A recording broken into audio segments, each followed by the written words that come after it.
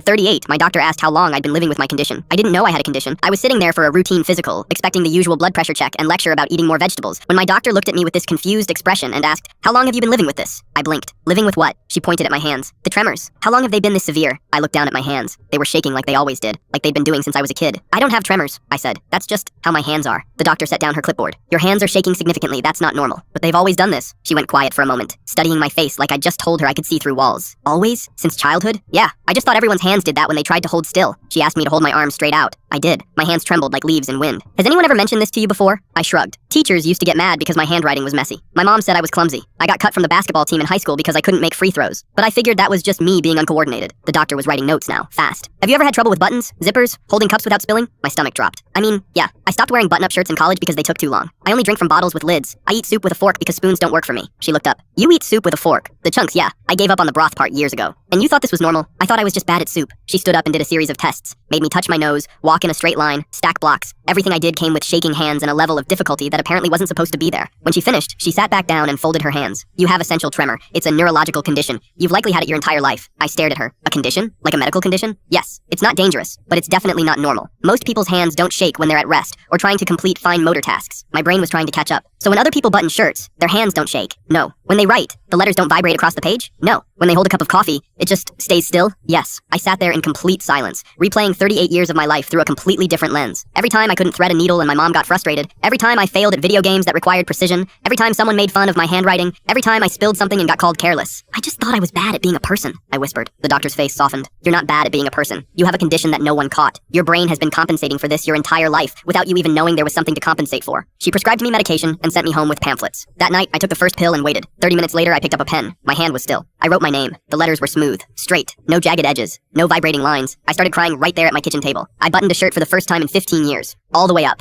in under a minute. I poured a cup of coffee and carried it across the room without spilling a single drop. I ate soup, with a spoon, like a person who wasn't broken. The next day, I called my mom. Did you ever notice my hands shook when I was a kid? She paused. Well, yeah, you were always jittery. We just figured you'd grow out of it. I had a medical condition. I still have it. No one ever thought to get it checked. Silence on the other end. Mom, I've spent 38 years thinking I was just worse at everything than everyone else. That I was clumsy and careless and couldn't do basic things because I wasn't trying hard enough. Her voice cracked. Sweetheart, I didn't know. I know, everyone thought it was just me. I hung up and sat with that for a while. 38 years of struggling with buttons, of avoiding activities that required steady hands, of watching other people do simple things and wondering why I couldn't. Not because I was broken, because I had a condition no one diagnosed. I'm 40 now. I've been on medication for 2 years. Last month, I painted a picture. Actual brushstrokes that went where I wanted them to go. I'm learning guitar. My fingers can finally hold down the strings without shaking off the frets. I play darts at bars and don't come in last place every single time. Sometimes I just sit at my kitchen table and hold my hands out in front of me, watching them stay perfectly still, and I cry. Not because I'm sad, because for the first time in my life, my body feels like it's actually mine.